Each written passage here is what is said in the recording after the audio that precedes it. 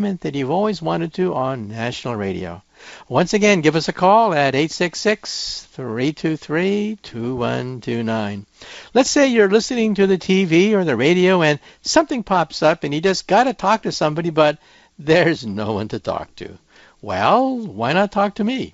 You can always give us a call at 866-323-2129. You'll get a recording, and all you have to do is leave your name, call letters of the radio station you're calling from, and the city you're calling from, and perhaps your thoughts will be heard on over 100 radio stations that carry science. Fantastic. So why not just jump right in? Why not be part of the fun by giving us a call at 866-323-2129. Okay, well, let's move right along to the next listener phone call. Hey, my name's Garrett, and I'm calling from Cleveland, Tennessee.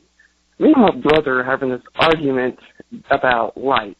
I say that light has mass, but my brother, he says that light doesn't have mass. And I know, because my brother was talking about something like light has photons in it. And I thought, because I was taught that anything that takes up space has mass, and I think light takes up space. And so me and my brother are debating about that, and I'm pretty sure that light has mass, but I just wanted to see what you would say, and hope that light has mass. So if this actually gets on the air and I hear it, Sam, if I'm right, then yeah. So thank you. Okay, well, you ask a question that has dogged science for many a decade until the quantum theory and Albert Einstein figured it out finally, and we can even measure the results of Einstein and the quantum theory. First of all, light has no rest mass. So you cannot stop a light beam like you can stop a rock. You know how much a rock weighs because you can stop it and you can put it on a scale. Now, light cannot be stopped. It always travels at the speed of light, and so its rest mass is zero. So when we physicists work out the theory of light for our PhD students, we tell them that yes, light is made out of particles. They're made out of photons. These photons vibrate, giving us wave properties. And these particles of light called photons have zero rest mass. Now that doesn't mean they don't have momentum or energy. We have E equals mc squared, Einstein's equation. So does E equal mc squared apply for a light beam? What is the m of a light beam? And the m of a light beam, of course, is zero, but you have to use another equation when you talk about light. You have to use what is called Planck's equation, that E equals Planck's constant times the frequency. And so in other words, the common sense notions that we have of mass, weight, momentum, energy have to be modified dealing with light. And then all the paradoxes of old are resolved very simply. In fact, that's how lasers work. Lasers have to use the fact that light consists of photons, that light has zero rest mass, but light has energy.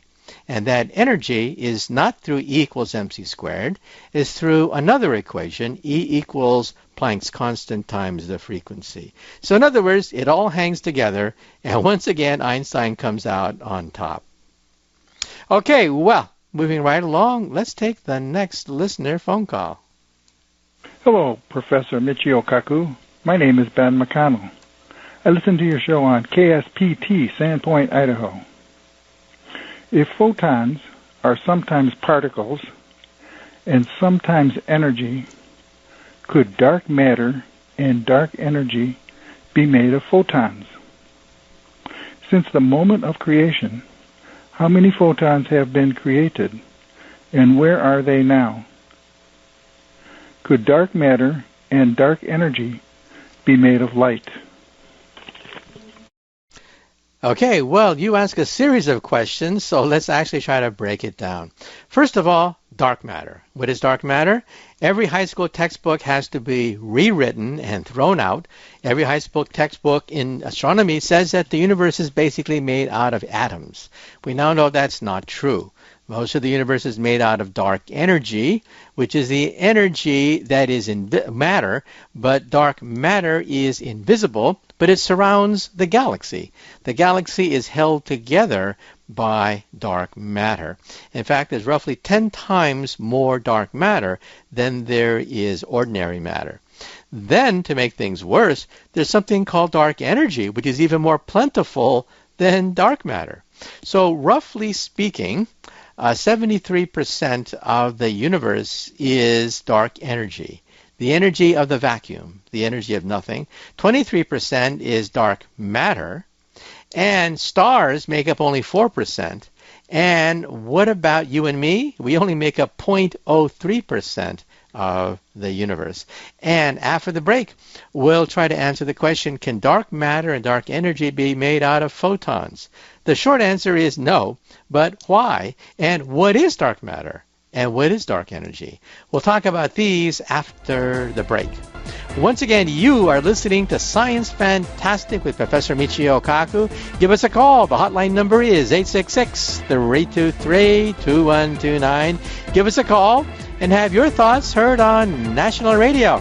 Give us a call at 866-323-2129, and you can ask a question on national radio. Just leave your name, call letters to the radio station, and the city you're calling from when you give us a call. Give us a call. Trouble with the old particle accelerator? Not a problem. Dr. Kaku will get you spinning. You're listening to Science Fantastic.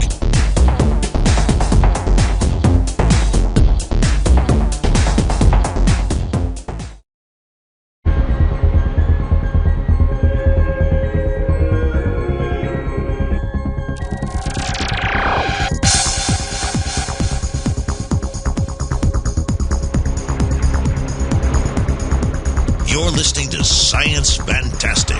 Welcome back to Science Fantastic with Professor Michio Kaku. The lines are open, so here's your chance to ask that question, make that comment about science that you've always wanted to. Okay, well, let's take the next listener phone call. Yeah. WWBA 820, Tampa, Florida. Hello, Professor. I was wondering if humans can actually live in a planet that has two suns. Well, years ago, most astronomers would have laughed and giggled and thrown their eyes to the heavens and say, come on, give me a break. I mean, there are no such things as stable solar systems with two suns. Remember Star Wars? In Star Wars, Luke Skywalker lived on a planet with two suns, and many astronomers giggled and laughed when they saw the movie. Well, boy, were they wrong. In fact, recently, astronomers found a solar system with three suns, not one, not two, but three suns moving around each other. And so, can a planet exist in such an unstable configuration? The answer is yes. So, the answer to your question is yes. Certainly planets can exist. We found them, in fact. Planets can exist going around two stars. Think of two stars chasing each other like the tail of a dog. So two stars rotating around each other like the bells of a dumbbell, and the planet moving around both of these stars. So that's how you would have a stable configuration of two stars, meaning that in principle you can have more than one sunset. In fact, with this new star system that was recently discovered, you can have perhaps three sunsets. And it was Isaac Asimov himself, the great science fiction writer, who actually wrote a short story about a civilization that never had night. Never had night because there was always a star in the heavens giving the star sunlight, and night didn't exist for them. Can you imagine that? And the story goes on that civilizations would rise and fall because when night finally fell on this unstable solar system, it would unleash chaos, absolute chaos. Societies would collapse. And one astronomer begins to realize, oh my God, we're headed for yet another of these nights of without light. Well, that was science fiction, but we actually see that now in outer space. In fact, some people now think that if you can imagine it, If you can imagine a bizarre star system that at least is consistent with the laws of physics, maybe it exists. Maybe it exists out there because we found about 2,000 extrasolar planets orbiting other stars, and none of them, I repeat, almost none of them look like our solar system. And so we begin to realize that, yes, perhaps we can have all sorts of bizarre solar systems in outer space. Okay, well, let's take the next listener phone call. Hi, Dr. Kaku. This is Peter Koyman. I'm in North Hollywood, California. I'm actually listening to your stream over the internet. AM 820. Not sure where that is, actually. Anyways, my question is, why is the speed of light the speed of light? Why is c a certain value and not some other value? Is it the same value in other universes, or is it different? Well, I get asked this question a lot, and the short answer is we're not sure. We just know that in our universe, the speed of light is a constant in all frames. We see no deviation from this. And some people say, well, in the past, was it different? Maybe when the universe was young, it was different back then. Well, let's take a short commercial break. And after the break, we're going to try to answer the question. Was the speed of light always a constant? Did it change over time? Perhaps billions of years ago, the speed of light was not quite the same, in which case all hell would break loose. But what does science say today about whether or not the speed of light was always a constant? Well, once again, you are listening to Science Fantastic with Professor Michio Kaku. This is Science Fantastic.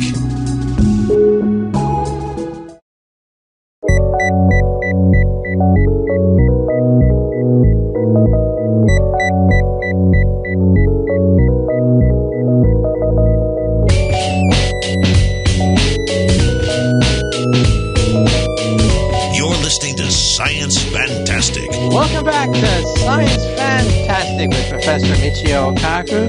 The lines are open. That's right. You're not going to get a busy signal to get right to us if you call 866-323-2129.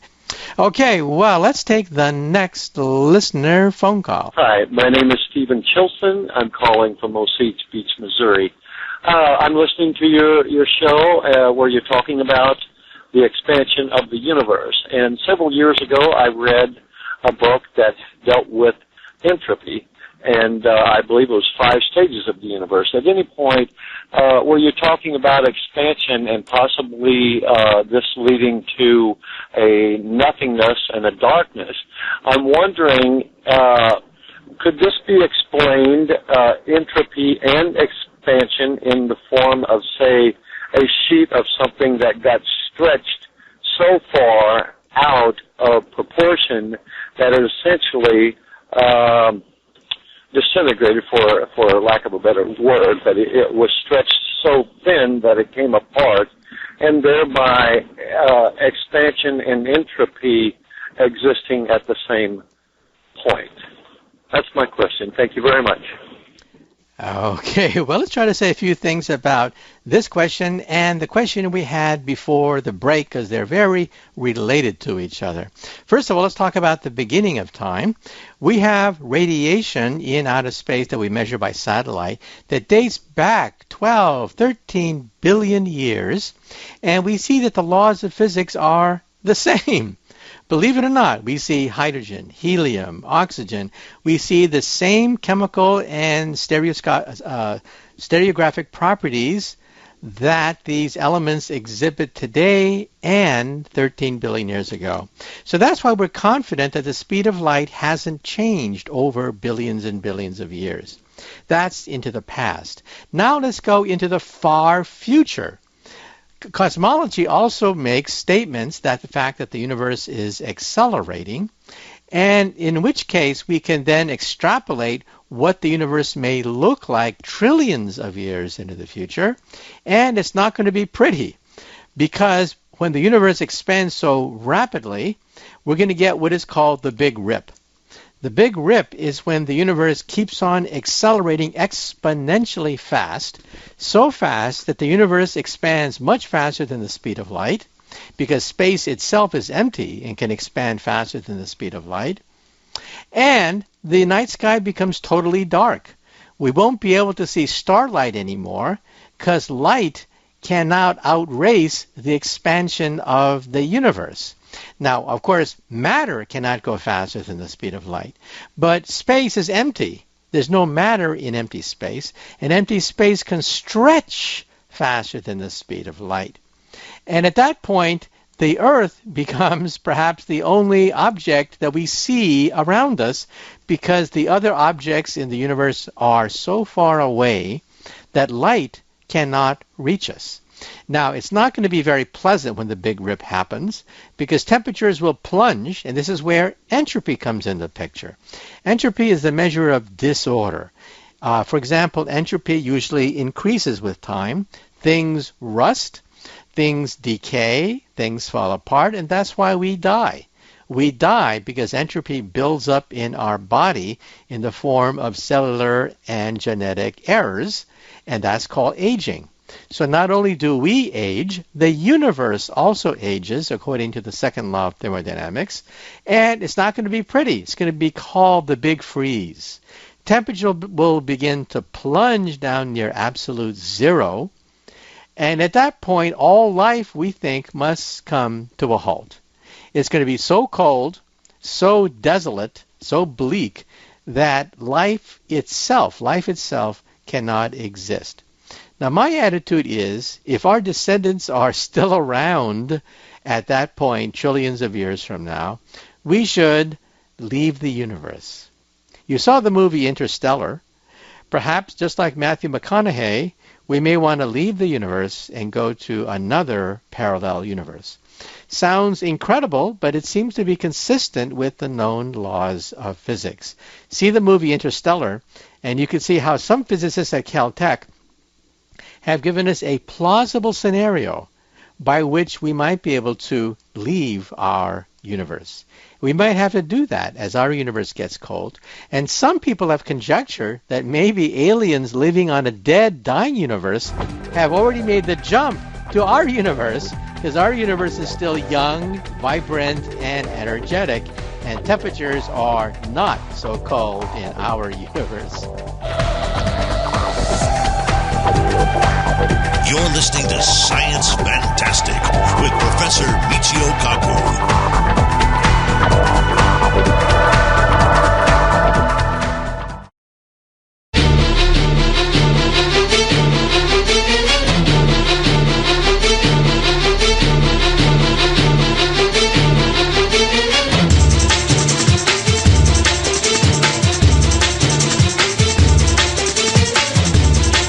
Professor Michio Kaku. Welcome back to Science Fantastic with Professor Michio Kaku. Once again, the lines are open. You can give us a call at 866-323-2129 and ask that question. Make that comment that's always been bothering you about this great universe of ours. Why not simply be part of science rather than being a bystander? You know, things are happening so rapidly. Just read the newspaper. Things are happening with the economy. Things are happening with outer space. Things are happening with medicine.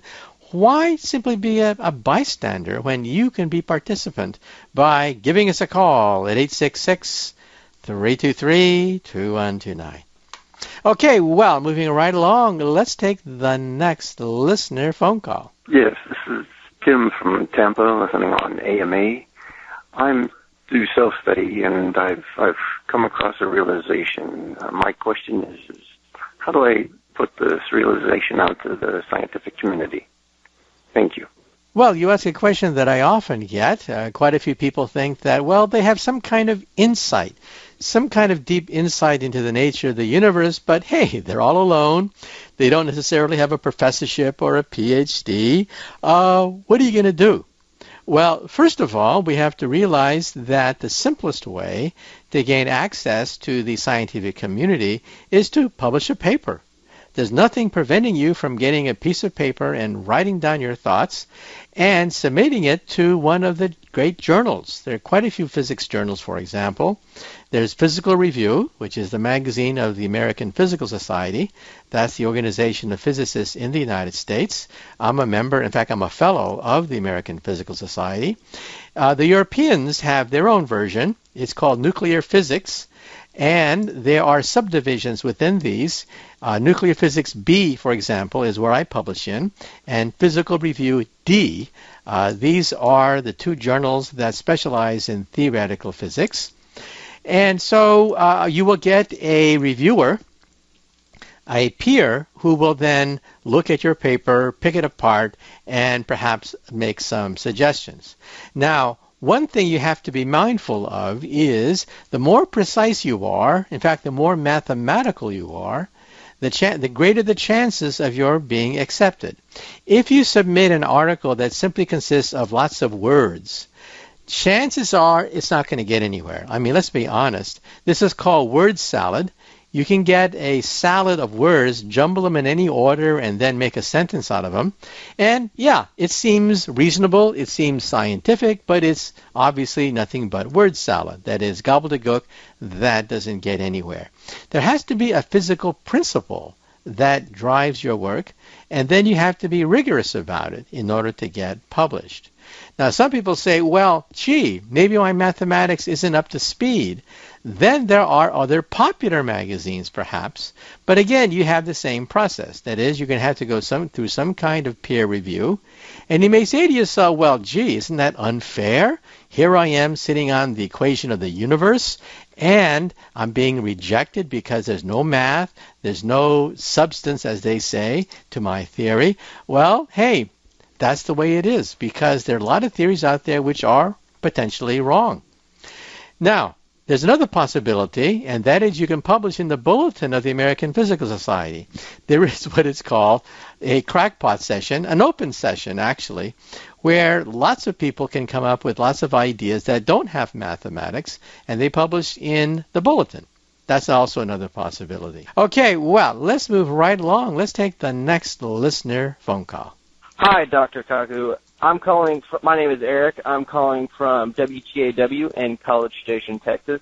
And I was wondering, how accurate is the movie Interstellar? Not with the actual what happens, but how that works, the theory of that, the black hole and everything.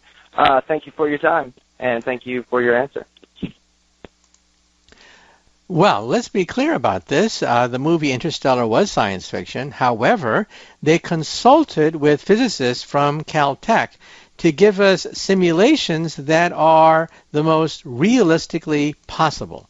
That is, not necessarily is the movie 100% correct, but it is consistent with the known laws of physics. So when Matthew McConaughey blasts off and he approaches a black hole, the physics of what happens as you approach a black hole were done correctly. However, where the science fiction comes in is when he then goes past the event horizon. The event horizon is an imaginary sphere surrounding the black hole, and there's a debate among physicists as to whether or not you can do that. Some physicists think that the radiation is so intense you'll be burned up, and you'll never ever get past the event horizon. Other physicists, like in the movie, say, well, maybe it's possible that you can somehow get around the radiation, and once you do that, perhaps you can go into a parallel universe on the other end of the event horizon. And then the movie goes even beyond that. The movie goes even beyond that and goes into string theory, which postulates a fifth dimension and a sixth dimension. In the final scenes of the movie, there's Matthew McConaughey floating in this cubicle-like universe. That's actually a rendition, a cinematic rendition of the fifth dimension, which is predicted by string theory. In fact, string theory postulates 11 dimensions in total. Otherwise, the theory is mathematically inconsistent. So where does science fiction take off and known physics break down? That occurs as you approach the event horizon. That is a sphere surrounding the black hole We don't know. We simply don't know what happens as you get closer and closer to the event horizon. Are you burned up in radiation, like what some physicists believe, or perhaps you can go all the way through it, in which case you have a one-way ticket to Never Never Land. We really don't know what lies on the other side of a black hole. There is a theory, however, which says that a black hole could be a gateway, especially if it is spinning. A spinning black hole could be a gateway to a parallel universe. If you want to know more about this, get a copy of my book, Physics of the Impossible, where I talk about what it would look like if you made a trip right through the event horizon to a parallel universe. Okay, well, unfortunately, we've run out of time. Well, once again, this is Science Fantastic with Professor Michio Kaku. Give us a call, and maybe you can get on Science Fantastic. You're listening to Science Fantastic.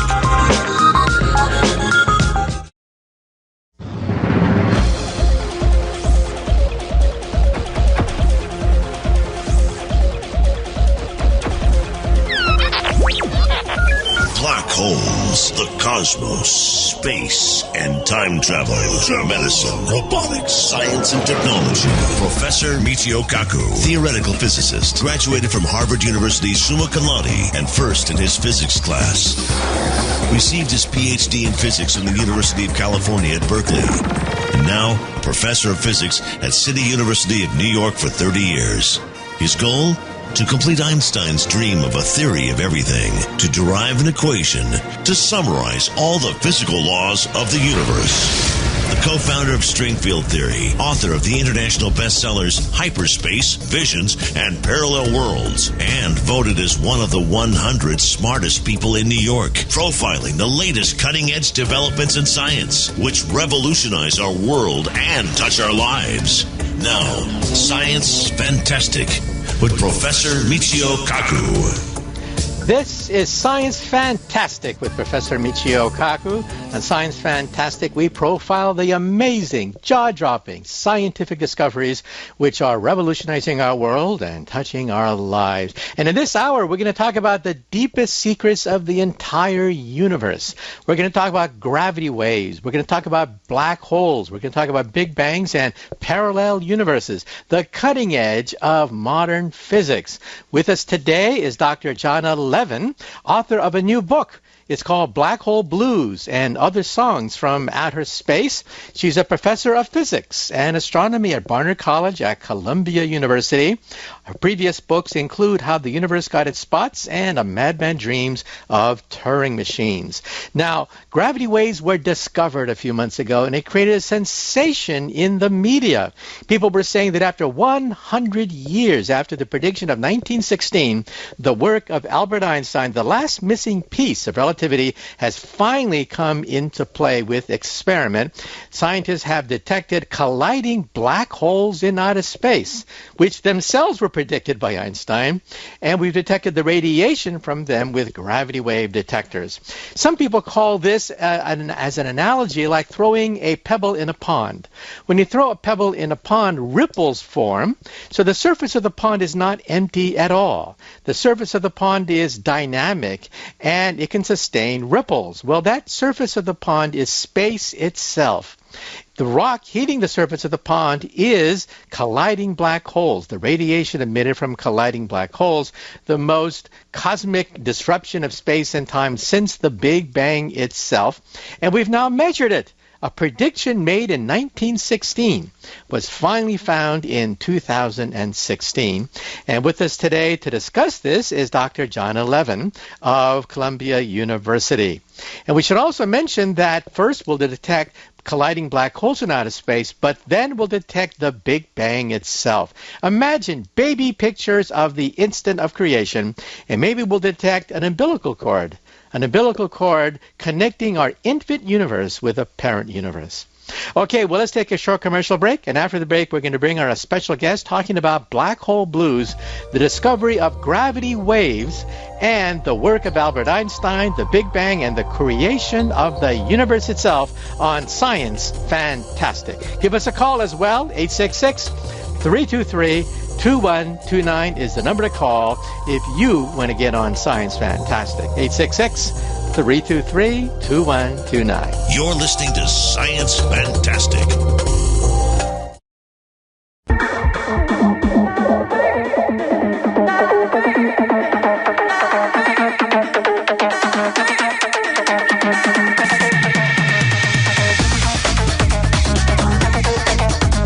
Professor Michio Kaku. Welcome back to Science Fantastic with Professor Michio Kaku. In this hour, we're going to talk about some of the deepest secrets of the universe, the deepest secrets of space-time as revealed by gravity waves, which were discovered just a few months ago, generating worldwide headlines.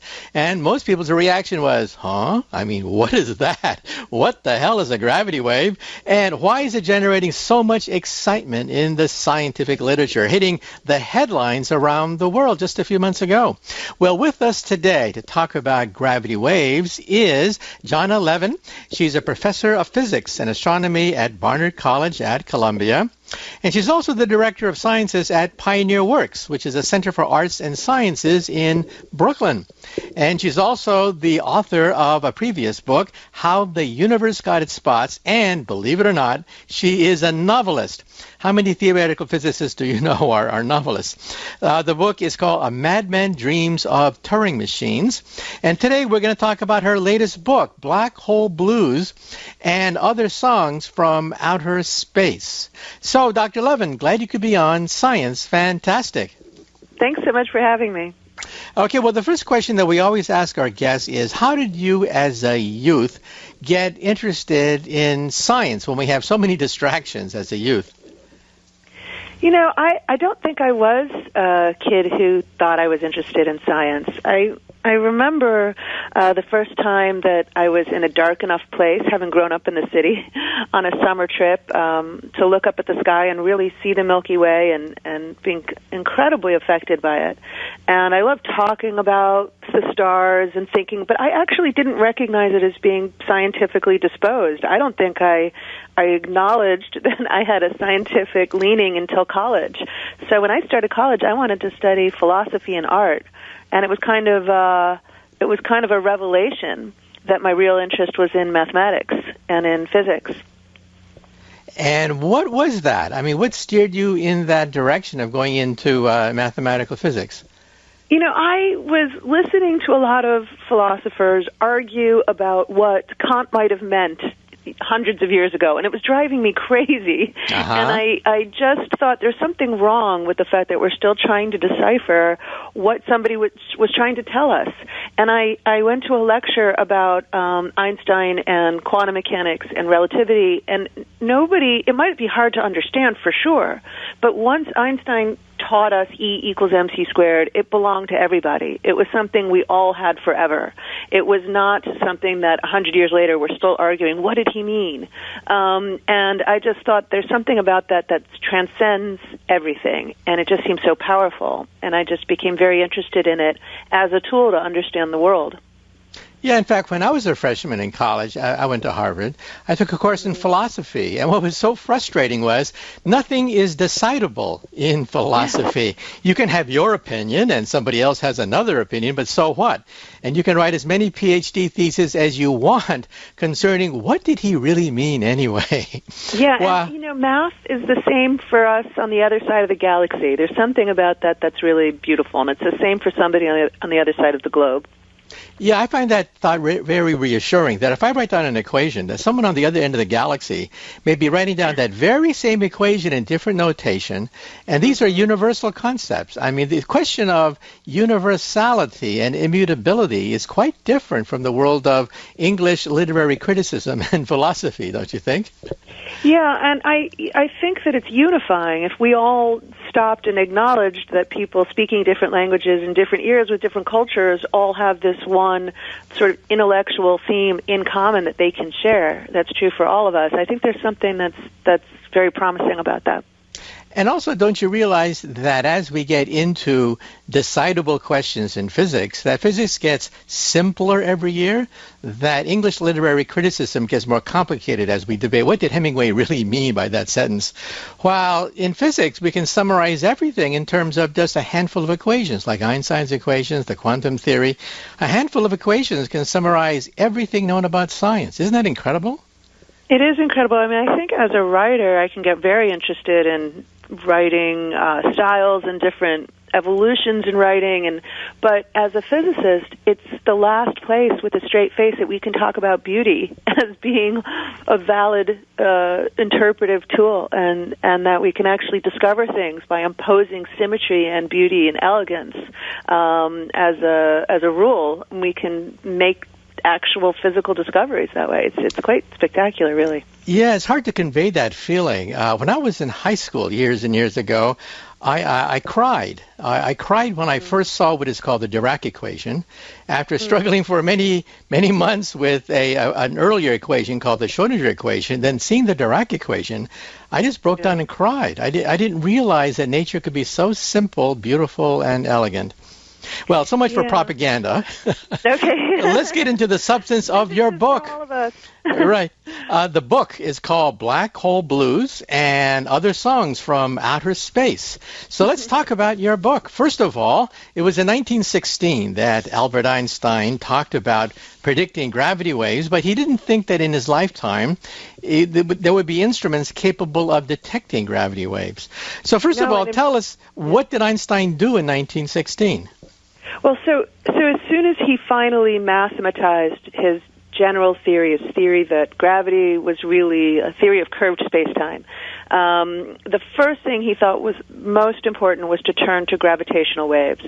So the idea is simple. If something like the Earth curves space and time around it, then if the Earth moves, those curves have to move and adjust to follow the Earth. There would be ripples, he realized, variations in the shape of space and time itself, waves in the shape of space and time, so that if a gravitational wave were to pass us, we would be squeezed and stretched slightly. We would sort of bob on the wave like something floating on the ocean. And to generate the gravitational waves, you really need a tremendous amount of mass and energy concentrated and moving and dynamic. And he just, first of all, didn't believe there would ever be anything massive enough or cataclysmic enough to generate gravitational waves, these ripples in space-time, in any significant way. And also, he kept changing his mind about whether they were even real. So, in 1916, he said they were real, then later he said they weren't. By the 1930s, he was still changing his mind. I see. It's a hard problem. Now, here's a question that even children ask, and that is, if the sun were to disappear right now, the sun were to disappear, how long would it take for the Earth to feel it? Now, if you are Isaac Newton, nowhere in your equations is there a concept of time and velocity of gravity, so the Earth would instantly be spun out of orbit. But if you're Albert Einstein, how would you answer the question, if the Earth were to disappear, the sun were to disappear right now, what would happen to the Earth? So Einstein, adhering to the limit of light speed, using that incredibly severe constraint to understand physics or to make his revelations, he would say that, first of all, the light from the sun would continue to come to us for 8 minutes. It's about 8 minutes before we realized it had gone dark, and then that would be catastrophic. And at the same time, waves in the shape of space-time would travel to us. It would take 8 minutes for them to get to us to communicate the fact that the sun was gone. So we would no longer be on this curved orbit, this circle around the sun. Suddenly, we would just kind of fly off in a straight direction. But it would take 8 minutes before it happened. So even kids know that you can't go faster than the speed of light. Every fan of Star Trek knows that. And however, if the sun were to disappear right now, what you're saying is that even gravity cannot go faster than the speed of light. Is that what you're saying?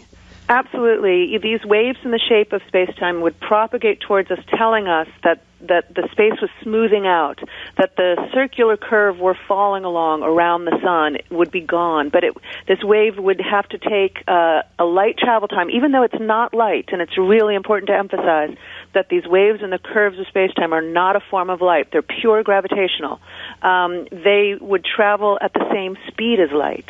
And so it would take the same time for us to find out the sun had gone dark and that we were suddenly traveling in a straight line. Okay. And also, even though a direct measurement of gravity waves would be extremely difficult, as Einstein himself realized in 1916, there was a Nobel Prize given to two physicists over a decade ago, looking at two pulsars that were chasing each other like a dog chases its tail, going in a death spiral. And if there really were gravity waves, it would seep energy into outer space, and so they would be in a death spiral. So explain that. Explain how is it that an indirect measurement of gravity waves could be done, even though a direct measurement, as you point out in your book, would be much more difficult. Yeah, so this is in the 70s that the work was done, and it was in the 90s, I believe, when the Nobel Prize was awarded to Hulse and Taylor for their discovery of a new kind of pulsar. So what they looked at was a neutron star, which is a dead star that's not quite massive enough to become a black hole. It just becomes an incredibly dense, basically nuclear particle. A neutron, like a big giant neutron, and it's in their case it was spinning and emitting light like a lighthouse. It was a pulsar, which is just a kind of a lighthouse effect when these neutron stars spin, and they saw it orbiting a companion. And what they deduced, this is actually not Hulse and Taylor. It's interesting. I heard from Joseph Taylor, the Nobel Prize winner recently, who said that after the work they did for the discovery of the new kind of pulsar, which is the work for which they were awarded the Nobel Prize, they later looked more closely at the orbit and realized that neutron star was slowly spiraling into its companion. And the reason it was spiraling in is because it was losing energy to the creation of gravitational waves. I liken these to like mallets on a drum, where the drum is space-time itself.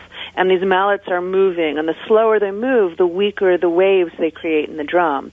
But they create waves nonetheless, and they lose energy and spiral in. Now, that pulsar will take 300 million years to spiral together. So we're not going to build a machine to look for the gravitational waves from that directly. They're too weak right now. But what they could do is by calculating the in-spiral time and matching it to the calculation, theoretically, of the energy loss to the gravitational waves, they could match that and realize it was a perfect match, and so indirectly deduce that gravitational waves were being created. I've heard an analogy being made with molasses that if you store a spoon in molasses, you create, a wave that carries energy off, and as the waves move, you lose energy, and therefore with two pulsars, you're in a death spiral. Well, let's move on to your book. Let's now talk about direct measurements of gravity waves, not indirect measurements. Let's talk about LIGO. What is LIGO, and explain how big these two machines are? So LIGO was an idea that started just as kind of a thought experiment, really. Ray Weiss talks about this when he first started thinking about LIGO 5 decades ago. He was just trying to understand Einstein's prediction for gravitational waves, and he was having so much trouble. He said it was so hard to comprehend that all he could imagine was, how would I measure this? And he imagined that he could hang mirrors so that they were free to float in space-time. And if a gravitational wave passed, those mirrors would kind of bob on the wave like something floating in the ocean. And if he could keep track of the location of the mirrors, he could measure the ringing drum, record the ringing drum of space-time, and maybe even play it back as sound. Plug this recording, kind of like how an electric guitar works, where you pluck the string, it doesn't make a sound until the body of the electric guitar translates it through an amplifier. And it started as just what he called a haiku. And he built a tiny machine, a meter and a half long, to try to see if this was even something that could be done in the lab. The real machines, 50 years later, are 4 kilometers long. They're each shaped like an L, where mirrors are suspended at the ends of the L. And there's 2 of them, one in Louisiana and one in Washington State. And 50 years on, it's integrated to about $1 billion, and now is a team of about 1,000. Okay, so it's a gigantic machine where we have 2 laser beams, like you pointed out, in the shape of an L. And I guess where the 2 laser beams meet, that's where you can pick up what are called interference patterns, right? The ripples of interacting black holes in space. So what did LIGO find? I understand they found evidence of colliding black holes in outer space. Could you elaborate? So I could just say that you'd only really need one arm. You wouldn't need the whole L. If we had very precise clocks, you could just keep track of the light travel time down one arm, and if the light took a little longer or a little shorter time, you would know if a gravitational wave had squeezed or stretched space along that arm. But there aren't precise enough clocks. So they build an L, they take the laser, they split it down the 2 arms of the L, and when the light comes back, if it interferes perfectly, then the light traveled the same distance along the 2 arms. If it interferes imperfectly, you can measure by how much the arms were squeezed and stretched. So it's really an ingenious way to get around the fact that we don't have precise enough clocks. So what happened in the actual detection that was made was 1.3 billion years ago, plus or minus a couple 100 million years, 2 black holes collided. Each one was about 30 times the mass of the sun. And instead of the pulsars that we talked about earlier, these 2 black holes were in the final throes of what was probably a very long life. Dr. Levin, we have to take a short commercial break. But after the break, we're going to enter the world of black holes and what happens when black holes collide, releasing a burst of radiation which we can now detect on the planet Earth with gravity wave detectors. And so let's take a short commercial break. And after the break, we're going to talk about colliding black holes. The book is called Black Hole Blues and Other Songs from Outer Space. Once again, our special guest is Dr. Jana Levin. You're listening to Science Fantastic with Professor Michio Kaku. And after the break, we're going to talk about colliding black holes in outer space. You're listening to Science Fantastic.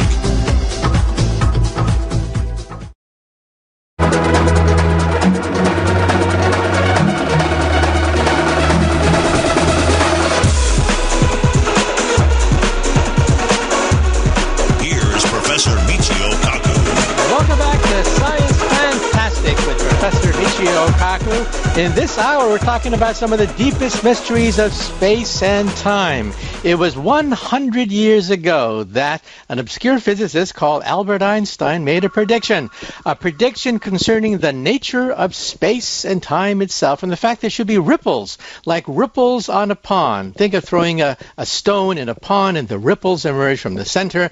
These ripples would be ripples of gravity waves, which in principle could open up a new realm of telescopes. Instead of relying upon light, instead of relying on radio, why not rely on gravity waves? But with us today to talk about these things is Dr. Jana Levin. She's a professor of physics and astronomy at Barnard College, and she's the author of previous books, including How the Universe Got Its Spots, as well as a novel. How many professors of physics do you know that are novelists? The novel is called A Madman Dreams of Turing Machines. And today we're talking about her latest book, Black Hole Blues and Other Songs from Outer Space.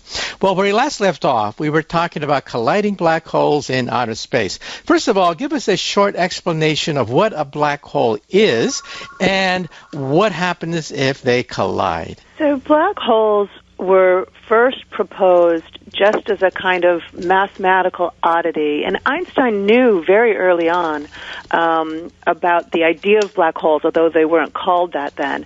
Karl Schwarzschild was a German infantry soldier who was calculating ballistic trajectories in the trenches on the Russian front in 1916 when he was reading Einstein's paper. And he came up with this solution where he just imagined, what if I took the mass of the sun and I concentrated all of it to a point? what would the curved space-time look like around that object? And he realized at some point space and time would be so strongly curved that to launch off this object, you would need to travel faster than the speed of light, and that wouldn't be possible. So the object would go dark because not even light could escape. And he sent this to Einstein. Einstein was very impressed with this mathematical model, and he helped it get published, but he didn't believe nature could possibly think of a way to form such a thing. If you imagine trying to crush a cup, it's very hard to do, to make it very small. I can't mechanically crush a cup and turn it into a black hole. It's actually incredibly hard to do.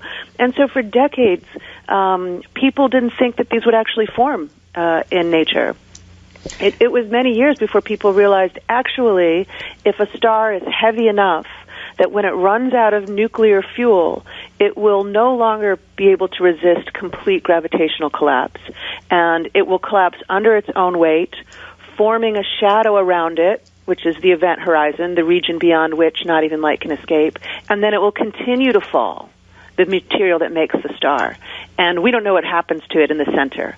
But if you were to cross that horizon, that shadow of a black hole that formed from the death state of a star, there would be nothing there. There would be nothing there as you fell across. So black holes are really pure space-time curves. Now, I understand that J. Robert Oppenheimer, the father of the atomic bomb, was the man with his student who came up with the idea of collapsing a star symmetrically, an implosion method, and he actually used that apparently for the atomic bomb. When he was designing the Hiroshima and the Nagasaki bomb, he realized the Nagasaki bomb could go through critical mass if you implode it. Except instead of using gravity, you would use, of course, chemical explosives to contract the plutonium. But apparently he was his work on the black hole that led to the Nagasaki bomb.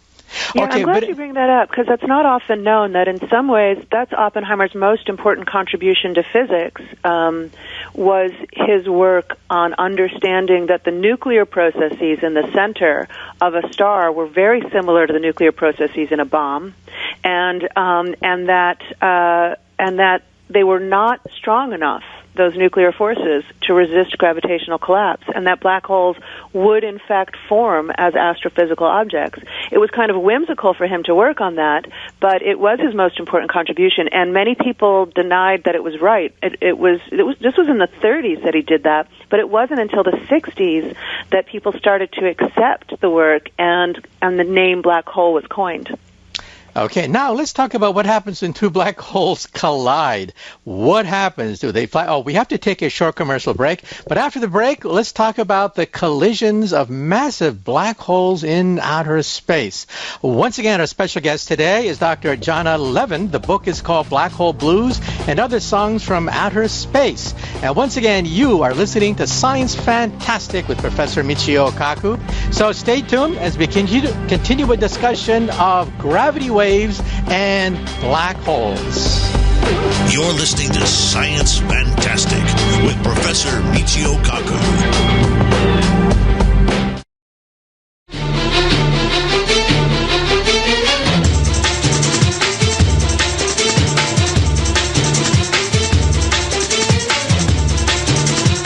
This is Science Fantastic. Welcome back to Science Fantastic with Professor Michio Kaku. In this hour, we're talking about some of the deepest secrets in the universe. We're talking about black holes, we're talking about gravity wave detectors, and we're talking about a book called Black Hole Blues and Other Songs from Outer Space by Professor of Physics and Astronomy at Barnard College, Dr. Jana Levin. And also, if you go to my website, check out my Facebook site. We're up to, well, very close to 3 million. We're almost up to 3 million fans on Facebook. On Twitter, we're up to, over 300,000 people follow me on Twitter. Where we last left off, we were talking about black holes in outer space, which back when I was a grad student years ago, we were told that black holes are basically like unicorns, science fiction, fantasy, and we see them in outer space, and also we can now detect their collision. So tell us a little bit now about what happens when two black holes collide and how we were able to detect that with LIGO. So black holes are, by definition, dark. They emit no light, they reflect no light, and the only reason we've ever postulated that black holes exist in the universe is because we see them tearing debris down around them. So indirectly, we're really looking at the effect that black holes have on other stars or other objects, other material. And in this case, it was the first time we were able to detect bare black holes with no debris around them as far as we can tell. And you could not see this with a telescope. So the two black holes are in their final orbits together. They're ringing space-time like mallets on a drum. They're emitting tremendous amounts of energy when they do so, and they're spiraling together, but it happens in complete darkness. And in the final fifth of a second, we recorded the gravitational waves emitted as the black holes collided and wobbled down to one final black hole that was about 60 times the mass of the sun, and then went quiet. So, in other words, we're witnessing some of the most violent events in the history of the universe. Yes, it was the most energetic event we've ever detected next to the Big Bang itself. The power that came out in darkness, in the gravitational waves, exceeds all the power coming out in all the stars combined in our observable universe. Absolutely amazing. Amazing amount of energy. Right, and so I'm pretty sure that the people behind this will probably win the Nobel Prize in Physics for just opening up this whole new category of science called gravity waves.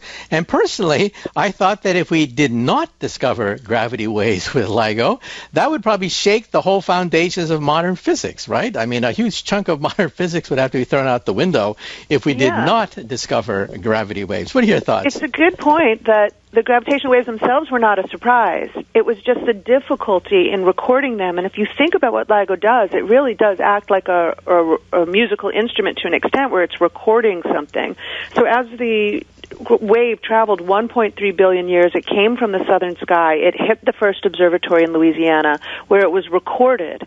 And there was somebody in the control room who could have heard it come through a speaker system and literally played back as what's called a chirp. You literally can hear the ringing drum. It's like taking a ringing drum, recording the shape of the drum, and playing it back as sound. 7 milliseconds later, it scoots across the continent and hits the machine in Washington, and it's recorded again. The thing is that it happens so quickly that the human ear can't actually parse it. But if you listen to the recording and it's slowed down so that we can hear it, it actually happens in the human auditory range.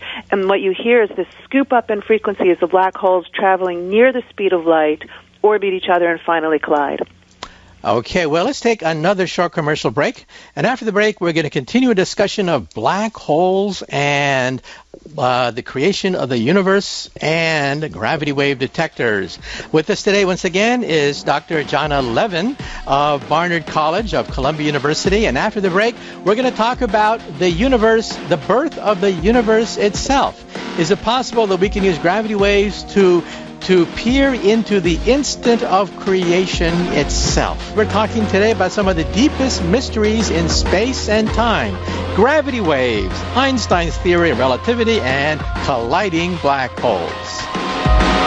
You're listening to Science Fantastic with Professor Michio Kaku.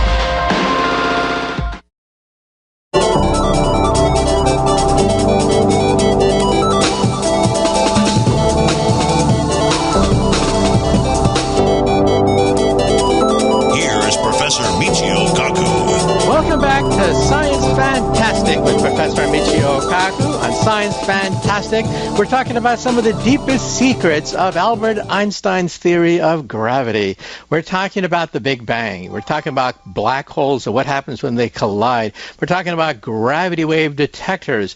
And our special guest today is Dr. Jana Levin. The book is called Black Hole Blues and Other Songs from Outer Space. She's a professor of physics and astronomy at Barnard College of Columbia University. A previous book was called How the Universe Got Its Spots, and she's also a novelist. How many physicists do you know write novels? The novel is called A Madman Dreams of Turing Machines. Well, Dr. Levin, let's now talk about the next generation of gravity wave detectors, even beyond LIGO. It'll, of course, take many years to perfect the next generation, but some people think they will be space-based. Things like LISA, the Laser Interferometry Space Antenna. The European Space Agency is also getting in the game, making their proposals. And what they want to do is listen in some sense, on creation itself. So what are your thoughts about listening in on the Big Bang? Yeah, so LIGO's, the range of, if you like, gravitational wave sounds that it's sensitive to overlays with the range of the piano. It literally happens to be in the human auditory range, although it's way too weak to pluck our eardrums. We couldn't hear it, but LISA would be detecting much lower notes. And we think that the Big Bang, when it happened, literally made a bang. It was this kind of cacophonous sound of ringing the drum of space-time, just in a noisy mess.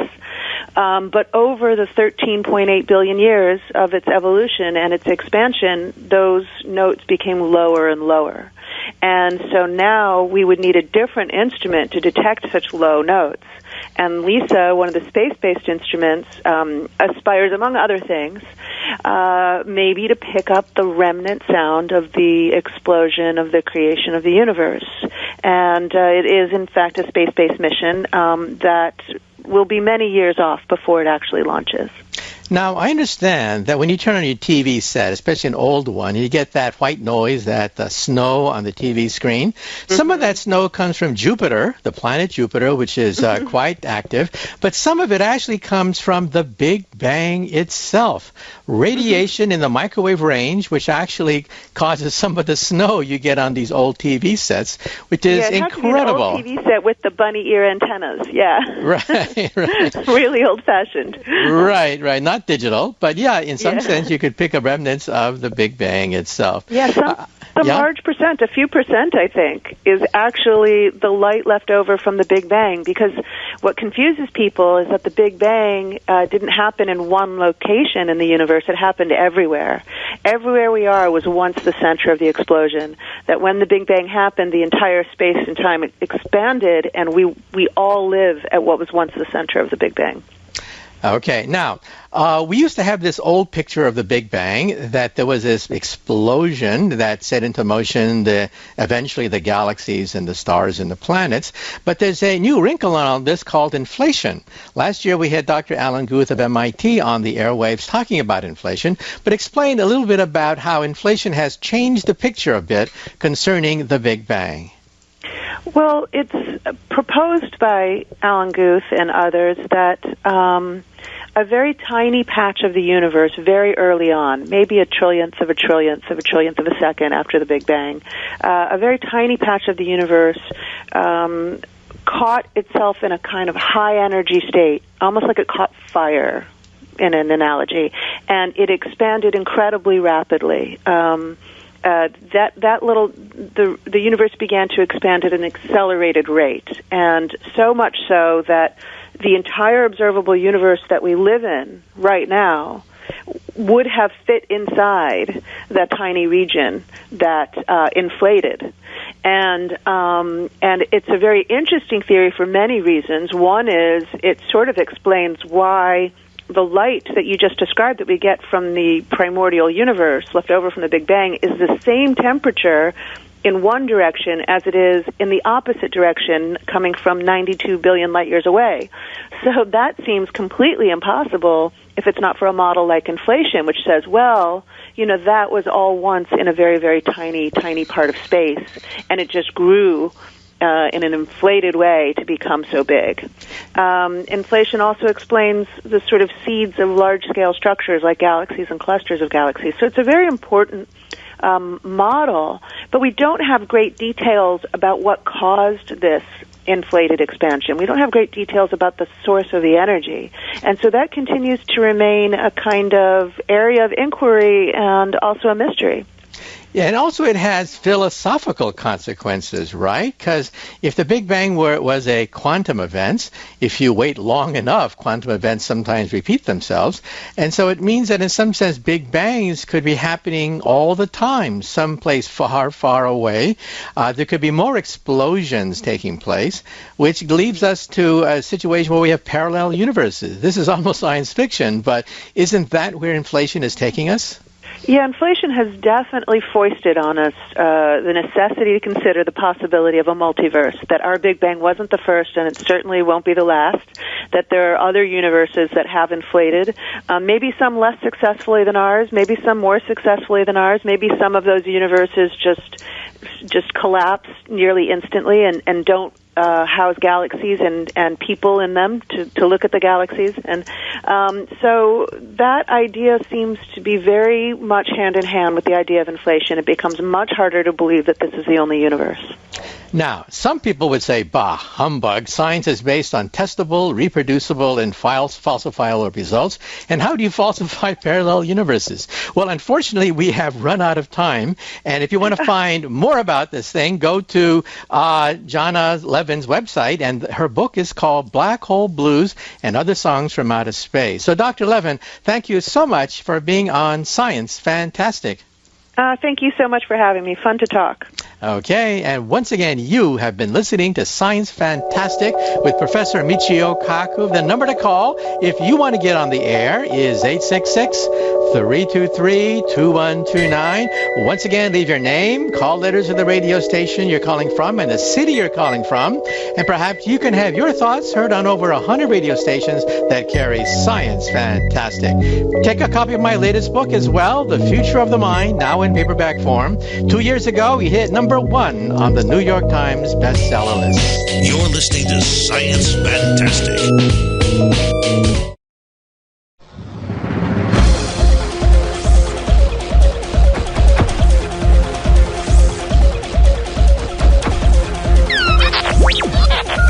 Black holes, the cosmos, space, and time travel, medicine, robotics, science, and technology. Professor Michio Kaku, theoretical physicist, graduated from Harvard University summa cum laude and first in his physics class. Received his PhD in physics from the University of California at Berkeley. And now, a professor of physics at City University of New York for 30 years. His goal? To complete Einstein's dream of a theory of everything, to derive an equation, to summarize all the physical laws of the universe. The co-founder of string field theory, author of the international bestsellers Hyperspace, Visions, and Parallel Worlds, and voted as one of the 100 smartest people in New York, profiling the latest cutting-edge developments in science, which revolutionize our world and touch our lives. Now, Science Fantastic with Professor Michio Kaku. Scientific discoveries which are revolutionizing our world and touching our lives. And in this hour, once again, we're going to throw the lines open because this hour is your hour. This is the time when you can get on national radio and ask that question that you've always been wanting to ask but just never had the opportunity or never had the courage. So if you want to get on national radio, just give us a call at 866-323-2129. Write that number down. The number once again is 866-323-2129. And all we ask of you is that you leave your name, call letters of the radio station you're calling from, and the city you're calling from, and perhaps your thoughts can be heard on over 100 radio stations that carry Science Fantastic. And a lot of people come up to me and they say, well, gee, Professor, I have a question, but it's kind of dumb. It's kind of stupid. But, I feel kind of embarrassed getting on national radio and asking thousands of people about this question. And I tell them, hey, look, chances are, if you have that question, chances are thousands of other people who have identical questions, but they're just too embarrassed to get on national radio and talk about it. Well, here's your chance. And as I often say, sometimes the silliest questions are the deepest questions of all. These are the questions that sometimes change world history. For example, a physicist back in the 1940s asked a simple question. Where is the code of life? Life has so many different kinds of information, but where is it all coded? And that person was Erwin Schrödinger, one of the founders of the quantum theory, and he said there must be a molecule someplace, a molecule with a secret code on it. And he wrote a book called What is Life? And the people who read that book were Watson and Crick. They found that molecule. It's called DNA. So one of the greatest discoveries in all of modern biology took place when a physicist asked himself a simple question. How is the code of life transmitted? It must be a molecule. And yes, it is a molecule. It's called DNA. A simple question like that changed world history. Or for that matter, think of a 26-year-old unemployed physicist, a loser, a man who could not get a professorship at any of the leading universities, and he asked himself a simple question. Can you outrace a light beam? In fact, he was 16 years old when he first asked himself that question. He finally got the answer 10 years later when he was 26, and then he changed world history. That teenager who was 16 years old, that unemployed physicist at 26 years of age, was Albert Einstein. And can you outrace a light beam? And the answer is no.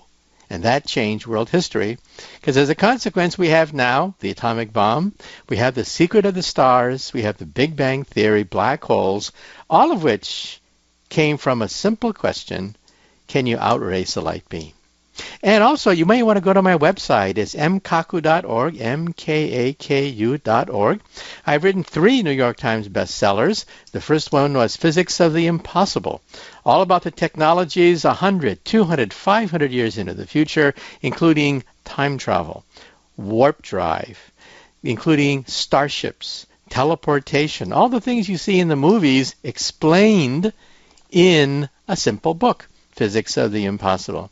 And then Physics of the Future goes 50 to 100 years in the future.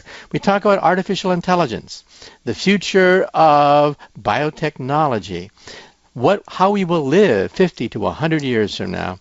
And my latest book is called The Future of the Mind, telepathy, telekinesis, recording memories, all the things that you simply laugh at and giggle at when you see in a science fiction movie. Hey, we can do that in the laboratory today.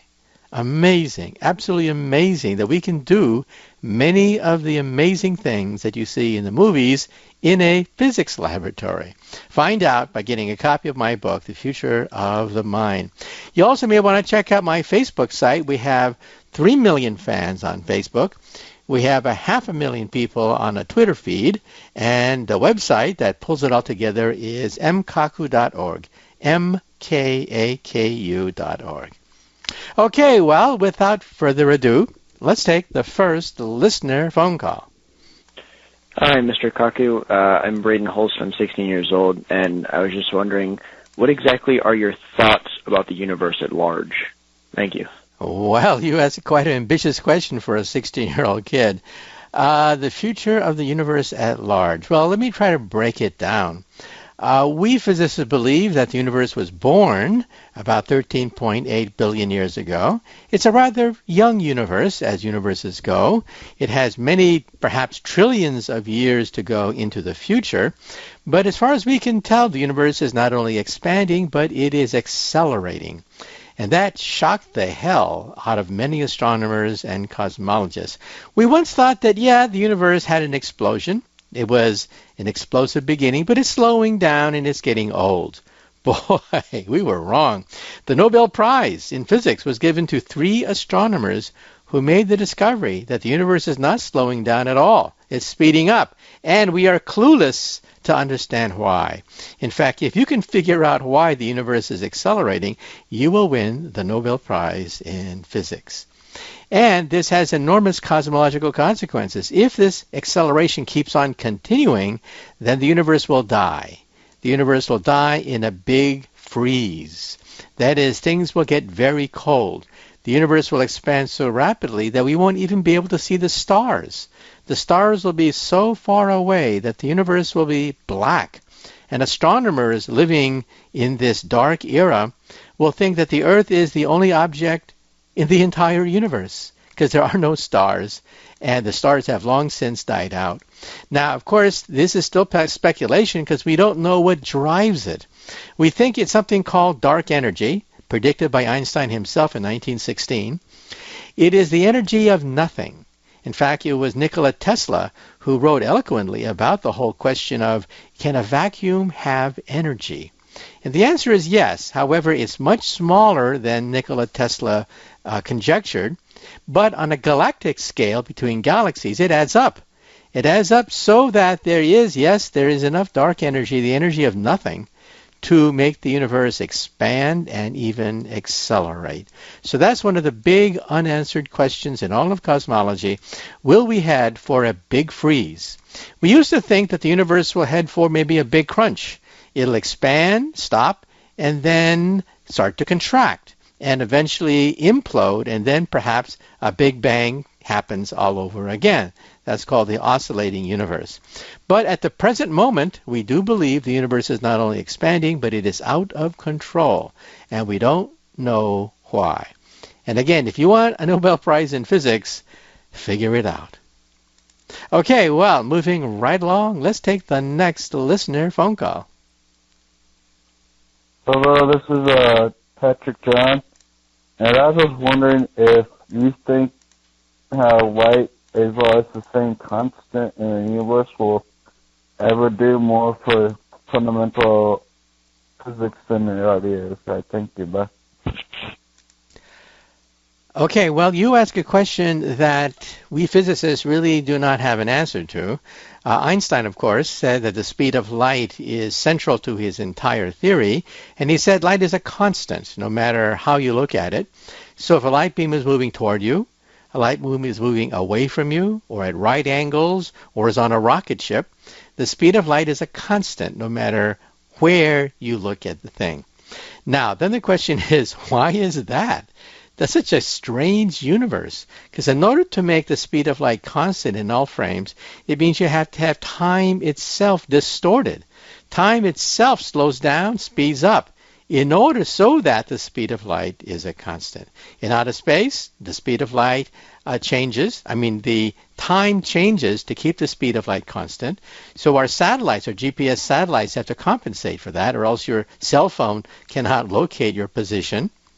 Also on the moon, time beats faster on the moon than it does on the Earth. Time beats slower on Jupiter than it does on the planet Earth.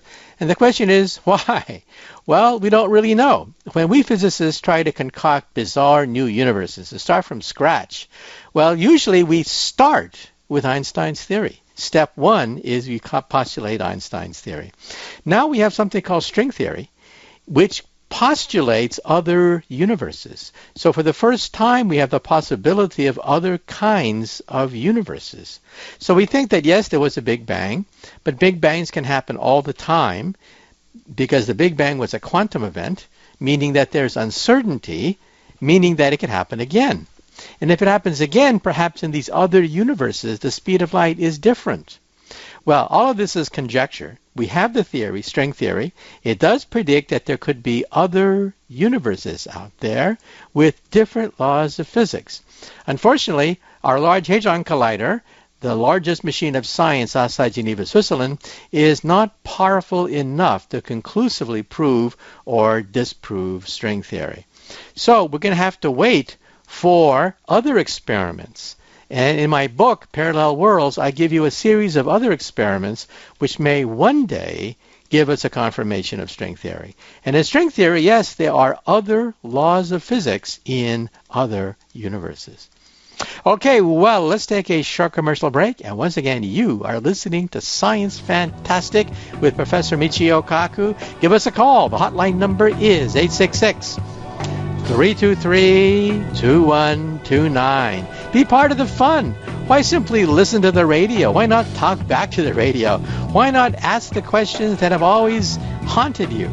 Give us a call at 866-323-2129. All we ask is that you leave your name, call letters of the radio station you're listening to, and the city you're calling from, and perhaps you can get on Science Fantastic. This is Science Fantastic.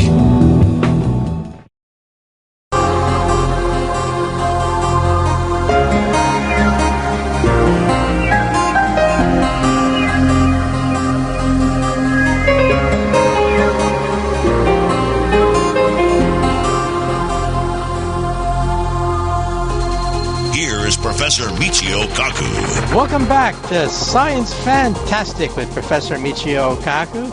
On Science Fantastic. It's open mic on Science Fantastic. So here's your chance to get on national radio to ask that question that you've always been wanting to ask. Maybe you're having dinner with the kids one day and they ask you a science question from science class and you are stumped. What are you going to do? You're going to call 866-323-2129, and why not put your kids on radio? Why not have them ask that question that has stumped you? And so once again, the number to call if you want to be part of the March of Science is 866-323-2129. Or maybe it's 4 o'clock in the morning and you're all alone, but then you have this brainstorm. I mean, hey, this sudden insight into the secrets of the universe, but hey, you're all alone. It's just you and the telephone. So why don't you give me a call? You can always give me a call at 866-323-2129. And just remember that you're not going to get a busy signal 24/7. You'll get a recording. Simply leave your name, call letters of the radio station, and the city you're calling from, and perhaps your thoughts can be heard on over 100 radio stations that carry Science Fantastic. And to see a list of all the stations that carry Science Fantastic, go to my website, mkaku.org, mkaku.org. Okay, well, let's move right along to the next listener phone call. Yes, this is Charlie the plumber from sunny downtown Augusta, Florida. Hey, where the sun is always shining. And today we're getting liquid sunshine that's everywhere. Now, my question for the good professor is, if you're traveling faster than the speed of light, how can you outrun your headlights? I mean, I believe that if you're traveling faster than the speed of light, your headlights aren't going to work. You know, so I know Einstein's theory may be a little bit different, but how can we prove this theory? Charlie the plumber, 813-920-3028, Augusta, Florida. Thank you.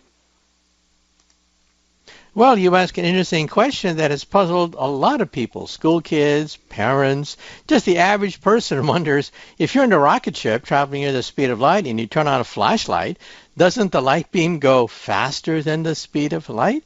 Because after all, you're on a rocket ship that's traveling right near the speed of light. So how does that work? Well, look, we measure this. Every day we measure it. In fact, with laser beams now, we can even do it on a tabletop. Believe it or not. Yes, on a tabletop, we have fiber optic cables right on the physics laboratory. We shoot a laser beam right in that fiber, and we can actually calculate and measure the speed of light. And your cell phone takes this into account every day because time beats a little bit slower as satellites go faster and faster. Our astronauts are a few microseconds, perhaps, younger than normal, than a twin sitting on the Earth because of this effect. And so, in other words, we've measured this thing. We've even taken airplanes and put atomic clocks into an airplane and radioed the information back down to Earth. And again, your GPS satellite does it all the time. Each time, Einstein's theory comes out right. So you cannot go faster than the speed of light because as you approach the speed of light, your clock goes slower and slower, and you get heavier and heavier, and you get flatter and flatter. Now, all that may seem to violate common sense, but all I can say is that Mother Nature couldn't care less about your common sense. That's just the way it is. And a simple consequence of this, it only takes about 1 page of mathematics to demonstrate this. We do this for our physics students, in fact. It only takes 1 second to demonstrate that if time and space change, then so does matter. And as matter accelerates and turns into energy, exactly by E equals mc squared. In fact, that's where E equals mc squared comes from. Because the faster you move, energy turns into mass. Precisely by the equation E equals mc squared. In fact, that's how we derive it for our physics students. And again, isn't that a crazy universe? Well, all I can say is, hey, that's just the way it is. Sorry about that. Okay, well, moving right along, let's take the next listener phone call. Yeah, my name is Roy from Mulberry, Florida. If everything has a beginning and has an end, then how is there space? Space goes on forever, and it always has been, or in theory, it always has been, because what else would there have been before it? Even without the Big Bang, there still should have been space. So, I don't understand. So maybe you could explain it. Thank you. Well, to be quite frank, we physicists don't quite understand it either. First of all, this question goes all the way back several hundred years into the past. Even Isaac Newton pondered this question. And the question is rather simple. If the universe is infinite and the universe is uniform, these are two postulates that most common sense scientists come up with. The universe is infinitely old and the universe is uniform. Almost immediately you have a contradiction. A contradiction. It is impossible. Because if there are an infinite number of stars and the density of the stars is uniform, then the night sky should be white. And your eyes should melt because of all the radiation coming down on you. But the night sky is black rather than white. And so this is one of the great paradoxes of ancient science. Why is the night sky black but not white? If there's an infinite number of stars, it means that everywhere you look, sooner or later, a light beam will hit your eyeball. That means an infinite amount of light will hit you from an infinite number of directions. In other words, your eyes should melt. So the fact that the universe seems to be uniform, seems to be infinite, is a contradiction. And after the break, we'll talk about how modern scientists resolve this whole question. And again, if you want to be part of the dialogue, give us a call at 866-323-2129. After the break, we're going to try to take a stab at the question, is there an end to space? Is there a brick wall out there that says, the end? This is the end of the universe. Do not pass go. Will our rocket ships one day crash into this barrier? Well, find out after the break. Once again, you are listening to Science Fantastic with Professor Michio Kaku. Give us a call, and you can get on Science Fantastic. You're listening to Science Fantastic.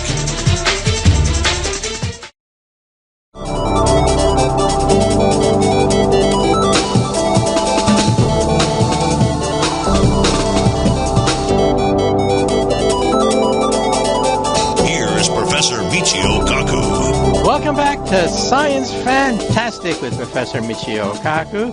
On Science Fantastic, we profile some of the most amazing developments in physics and science. And we had a question that came in. And the question is, well, is the universe infinite or finite? Did the universe have a beginning or does it have an end? Well, we do think, as far as time is concerned, that the universe did have a beginning. The beginning, we think, was 13.8 billion years ago when we had this cataclysmic explosion that sent the galaxies hurtling out in all directions. And so that's called the Big Bang Theory.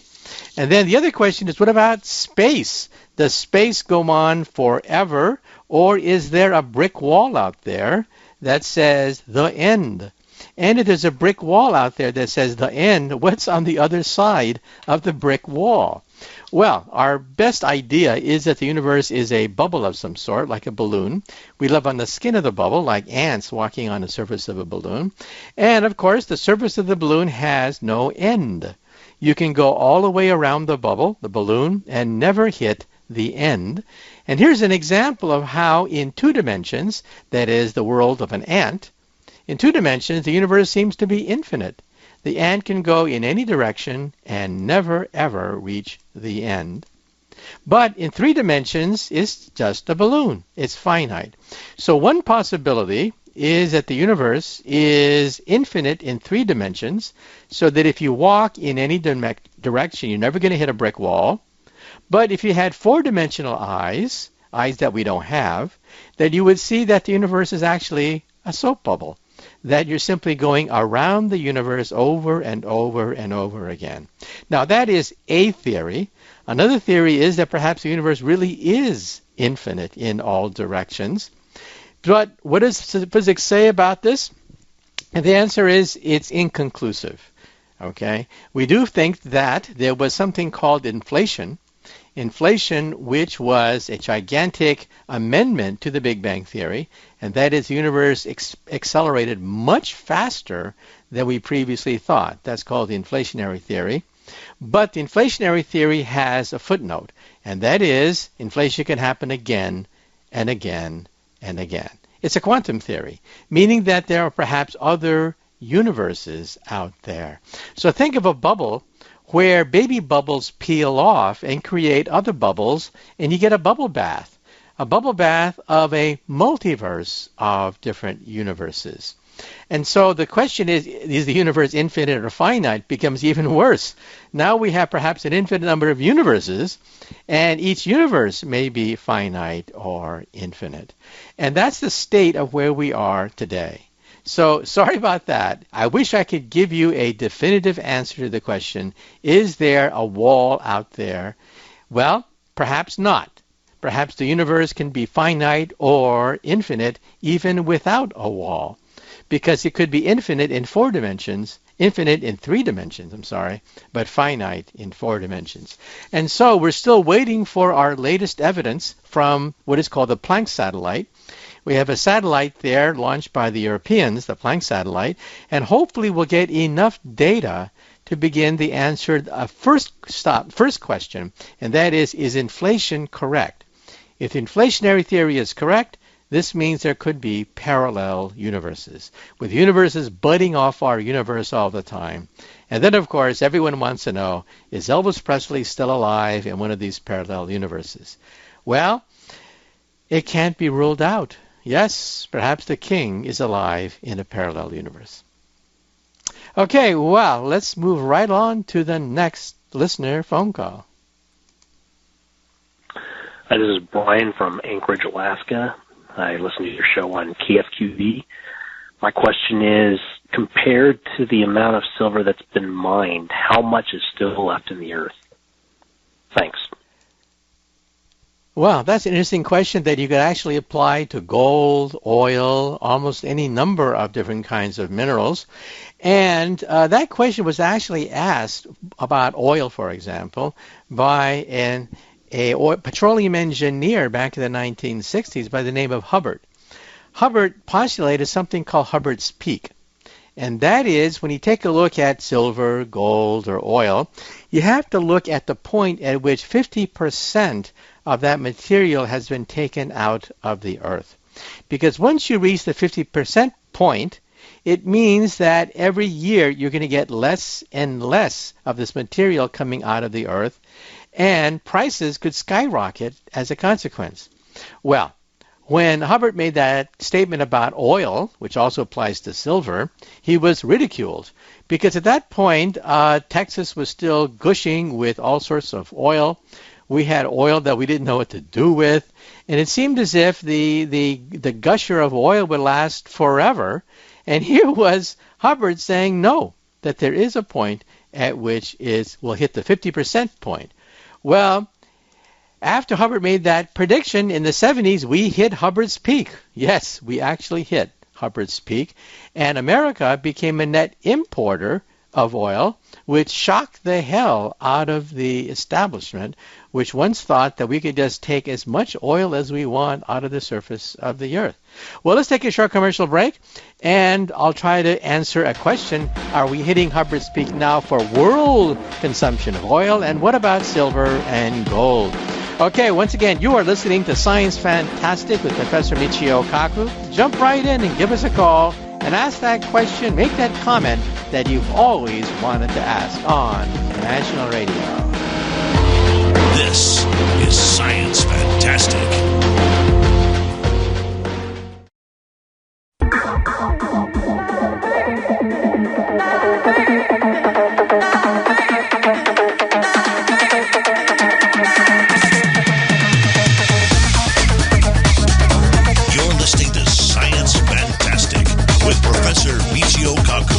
Welcome back to Science Fantastic with Professor Michio Kaku. It's Open Mic on Science Fantastic. On Facebook, we have almost 3 million fans now on Facebook. On Twitter, we get 500,000 people taking my Twitter feeds. And the website that links it all together is mkaku.org. That's mkaku.org. And find out what all the excitement is about. When you read the newspaper, everything jumps out at you. New developments in medicine, cancer research, in genetics, space travel, new satellites and probes pushing the boundaries of what we know about the universe. New planets being discovered. Well, before the break, we had a question about, well, are we going to run out of silver? And the short answer is no, because we will always have silver and gold and other chemicals somewhere else in the universe. But the relevant economic question is, have we hit the 50% point? When it comes to oil, many analysts thought that world consumption of oil would hit the 50% point probably sometime in this decade. However, Hubbard was very careful to say that the 50% point also depends on technology. If new kinds of technology come in that find new kinds of oil reserves. Now we have fracking. And as a consequence, we know that, yes, a new source of cheap oil has in fact been discovered via fracking. And that's the reason why the price of oil has plunged in the last year. That's why the governments of Venezuela, Iran, and Russia are being rocked because of the fact that because of fracking, it means that the price of oil has just plummeted around the world. So what about the other chemicals? Each chemical is different. We have not yet, we think, hit the Hubbard's peak for silver, but how much silver is there in the entire world? And that we don't know. We begin to understand Hubbard's peak as we hit the top point and we begin to deplete our supplies. But right now we have not yet hit Hubbard's peak with regards to silver. So the short answer is, well, we don't really know for sure. Okay, well, moving right along, let's take the next listener phone call. Hello, Dr. Michio Kaku. My name is Ben McConnell.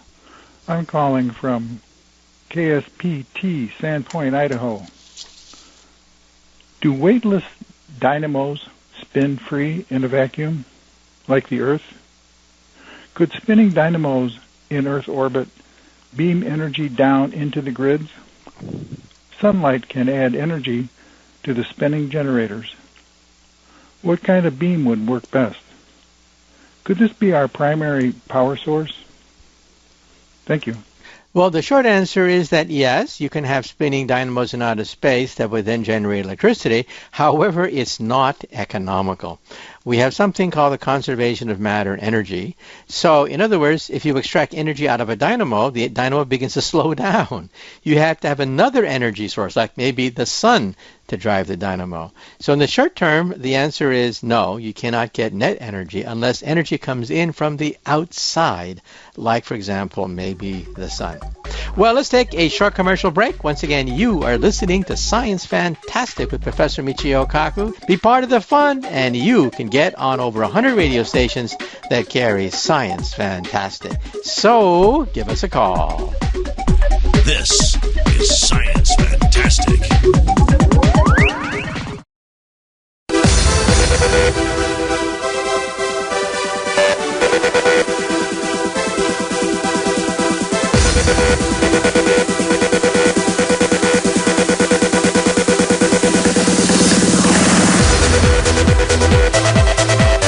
Here is Professor Michio Kaku. Welcome back to Science Fantastic with Professor Michio Kaku. On Science Fantastic, we profile some of the most amazing developments in science and technology that affect your life and your understanding of the great universe that we live in.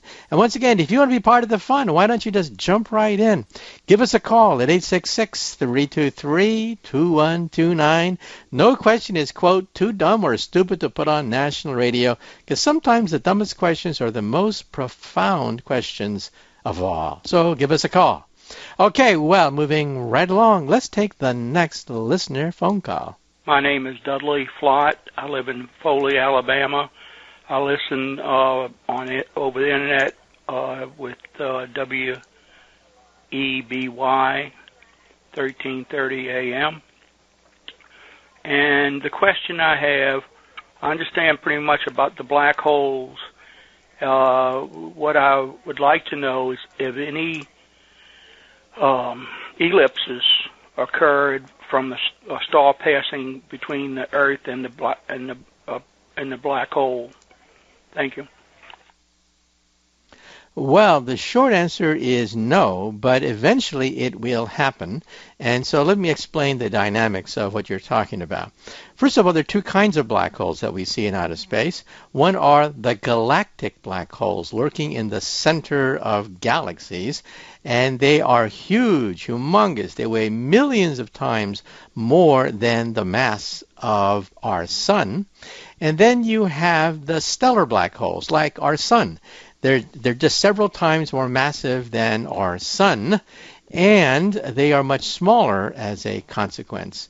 So when we look at outer space, we do look for stars where planets can eclipse them, and these are called transits. So if we have a planetary system in outer space and a planet moves in front of the mother star, then starlight dims slightly. It dips slightly.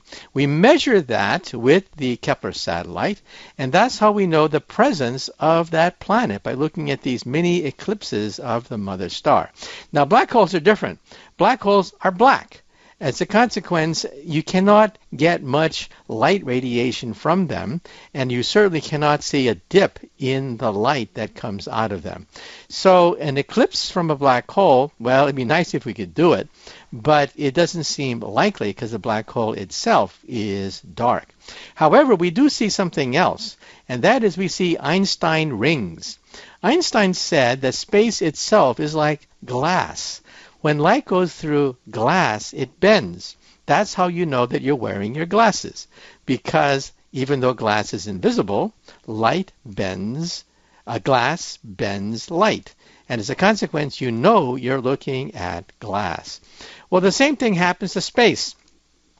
If there's a galaxy in front of you, light will go around the galaxy and bend. And as a consequence, it looks as if a galaxy is actually a magnifying lens of some sort. This means you have optical illusions, and they're called Einstein rings. So when you look at a galaxy, you can actually see rings and carbon copies. This is amazing. When you go to a house of mirrors, you see copies of yourself in the house of mirrors, because light does not move in a straight line inside a house of mirrors. And if you look at a crystal ball, same thing. You can see copies of yourself in a crystal ball. Well, it turns out that galaxies will also act like a crystal ball, will also bend light, giving you false images. And we see them in outer space now. They're called Einstein rings. Go to the web and you can type in Einstein rings, and you can actually see these things. And can a black hole create an Einstein ring? Yes. So even though we don't think that eclipses of black holes can be seen anytime soon, the Einstein rings created by black holes, we think, can be seen. Okay, well, moving right along now, let's take the next listener phone call. Hi. My question is, if you dug a hole all the way through the Earth, from one end to the other, going through the core, and you jumped in that hole, would you stop in the middle of the Earth, or would you keep on going? Thank you for taking my call. You ask an interesting question that actually I was given when I was a freshman at Harvard learning physics for the first time. Believe it or not, if you drill a hole right through the center of the Earth at any angle, it doesn't have to go right through the center of the Earth, but at any angle, a straight line right through the Earth at any angle, and you drop a ball, the amount of time it takes to go across through the Earth is the same even if the tunnel is a few hundred miles long versus a tunnel which is 8,000 miles long. And to answer your question, no, you do not fall and stop. You go right through the center of the Earth and keep on going, such that when you finally arrive in China or someplace on the other side of the Earth, you will be at rest, because it is symmetrical. It is symmetrical in terms of the fact that you accelerate as you go toward the center of the Earth, and you decelerate as you go toward the other end of the Earth, and the total transit time, you can do the calculation yourself. It was given to me when I was a freshman. The total transit time, I forgot. It's on the order of a few hours. But yes, you can actually calculate that time, and it is the same even if the angle of the tunnel is different. As long as the tunnel is in a straight line right to the center of the Earth, you can calculate the amount of time it takes. If you were to drop yourself into this tunnel, you can calculate that number. So you do not stop. If you go through the center of the Earth, you go right through to the other side. Okay, well, unfortunately, that's it for Science Fantastic. Once again, you have been listening to Science Fantastic with Professor Michio Kaku, and it's been open mic in this hour. So once again, if you want to be part of the fun, give us a call at 866-323-2129. Leave your name, call letters of the radio station, and the city you're calling from, and hey, you can share your thoughts on National Radio. And so once again, give us a call at 866-323-2129 and be part of the fun. Leave your name, call letters of the radio station, and the city you're calling from, and perhaps you can get on over 100 radio stations that carry Science Fantastic. Give us a call. You're listening to Science Fantastic with Professor Michio Kaku.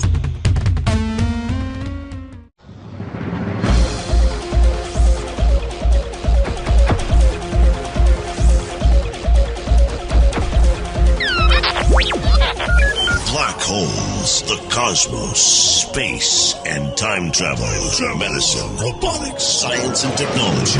Professor Michio Kaku, theoretical physicist, graduated from Harvard University summa cum laude and first in his physics class. Received his PhD in physics from the University of California at Berkeley. And now, a professor of physics at City University of New York for 30 years. His goal? To complete Einstein's dream of a theory of everything, to derive an equation, to summarize all the physical laws of the universe. The co-founder of string field theory, author of the international bestsellers Hyperspace, Visions, and Parallel Worlds, and voted as one of the 100 smartest people in New York, profiling the latest cutting-edge developments in science, which revolutionize our world and touch our lives. Now, Science Fantastic with Professor Michio Kaku. This is Science Fantastic with Professor Michio Kaku. On Science Fantastic, we profile the amazing, jaw-dropping scientific discoveries that are revolutionizing our world and touching our lives. And in this hour, once again, it's open mic on Science Fantastic. So here's your chance to get on national radio. Here's your chance to give us a call at 866-323-2129 and ask that question that's always been bothering you. Let's say you're walking down the street and you look at the sun and you look at the clouds and you begin to wonder, gee, what is it all about? What does it mean? Where does it come from? Where did it come from and where is it going? Well, find out by giving us a call at 866-323-2129. Or let's say you're talking to your kids and the kids ask you a question that leaves you stumped.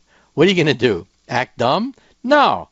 You're going to get to the phones, call 866-323-2129 and put them on the phone. Have them ask a question on national radio because, of course, knowledge should be free for everyone. So why should knowledge be a monopoly of scientists and professors? So give us a call. The hotline number is 866-323-2129. And again, just leave your name, call letters of the radio station, and the city you're calling from, and have your thoughts heard on national radio. And also, once again, check out my website. It's mkaku.org, mkaku.org. And I've written 3 New York Times bestsellers. Physics of the Impossible talks about time travel, starships, warp drive, antimatter. Physics of the Future talks about the next 50 to 100 years. What will a computer look like 50 to 100 years? What about space travel? What about medicine and biotech? And my latest book hit #1 on the New York Times bestseller list, The Future of the Mind, Where is the mind going in terms of research? Find out by getting The Future of the Mind. And I'm also on tour.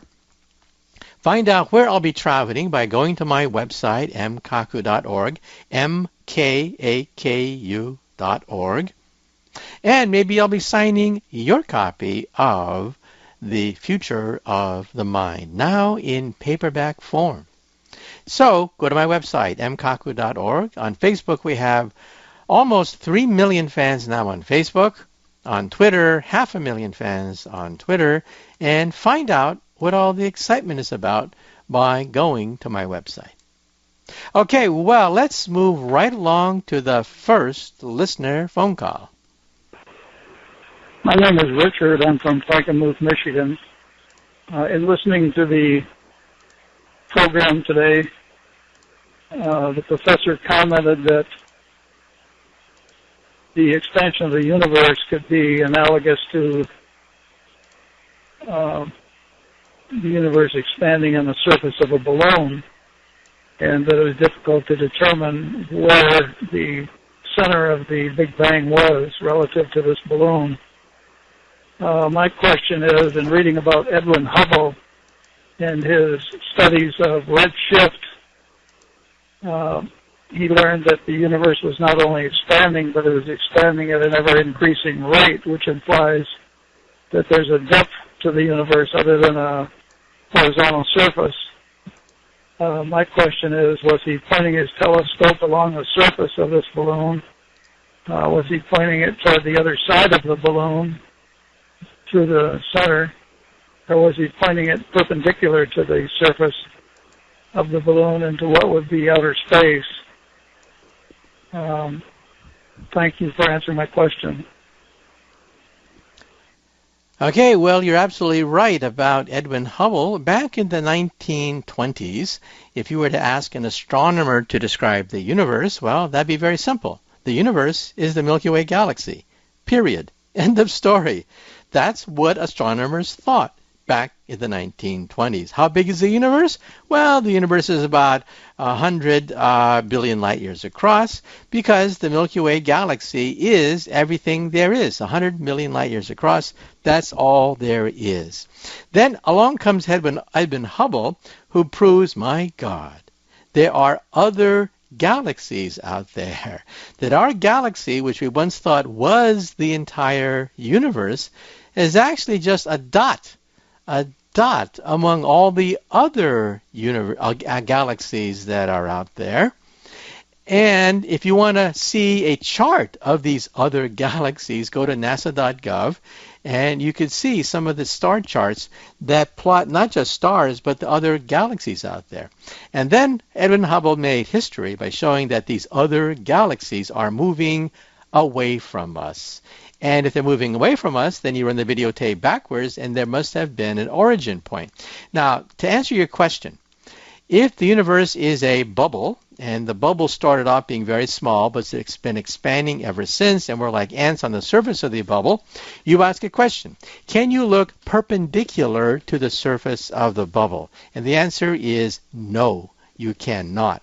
Some people say, well, why don't astronomers on the surface of the bubble point their telescope perpendicular to the surface of the balloon, and they can see where the universe came from?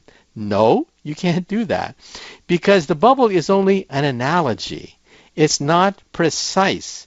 It's only an analogy. It's only like a metaphor, meaning that if you are on the balloon, as Edwin Hubble was, everywhere you move the telescope, you simply move the telescope along the surface of the balloon.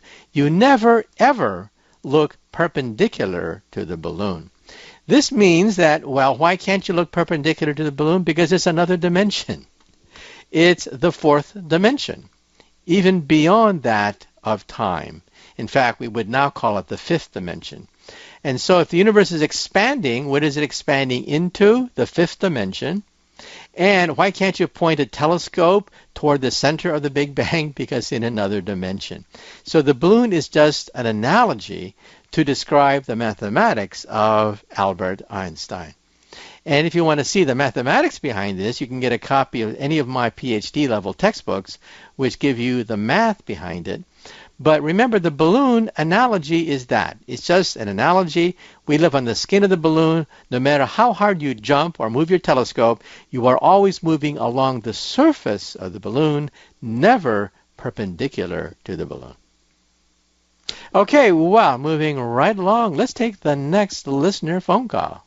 Yes, this is Keith Hudson calling from Detroit, Michigan. I'm listening to you on station CKLW out of Windsor, Ontario. And my question is, shouldn't we be using hydrogen as our fuel source? This is more abundant than anything in the universe. And also, are we going to switch to a hydrogen-based fuel source society? Thank you. Bye. Well, first of all, you're absolutely right that the hydrogen economy is something that we scientists have looked to for many a decade. And the reason for that is relatively easy to understand. When hydrogen burns with oxygen, you create water with no waste product. The waste product of the burning of hydrogen is water, pure water. So if I had a hydrogen fuel cell car, and I were to look at the exhaust of the hydrogen fuel cell car, it would be drinkable water. You can actually drink the waste product of the combustion of hydrogen. Now, oil is different. Oil is a very complex chemical. When you burn it, it breaks up into pieces, giving all sorts of unburned hydrocarbons, and that gives you smog and pollution.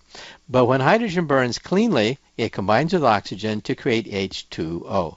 So if this is so great, then what's the catch? Well, there are two catches. First of all, a hydrogen economy would require hydrogen fuel stations on every block. That was one of the main objections to the oil economy. Back then, 100 years ago, people thought, who can afford to put a gas station on every corner? Well, now we know the answer, right? There are gas stations on every corner. You would have to do the same thing for hydrogen. And hydrogen does not generate new energy. It simply transmits energy. So hydrogen itself has to get energy from a source. At the present time, coal plants are one of the ways in which we can create hydrogen. And coal, of course, is quite polluting. And so some people say, the hydrogen economy is not so great after all. But there are other ways of creating hydrogen. Once we get a hydrogen economy up and running, it'll be more economical to use other methods of generating hydrogen gas other than relying on coal-fired plants. The second problem is just simply economics and cost. A hydrogen fuel cell car today would cost on the order of about $100,000. And of course, Toyota and other car manufacturers are trying to drive the cost down. But still, hydrogen fuel cell cars are more expensive than ordinary cars, not to mention the fact that there are not many hydrogen fueling stations, except in places like Los Angeles. Los Angeles does have hydrogen fueling stations, but it'll take time. That's one of the problems. It'll take time to drive down the cost and mass produce fuel stations so that hydrogen is the energy transmission of choice. It's coming, but we're not quite there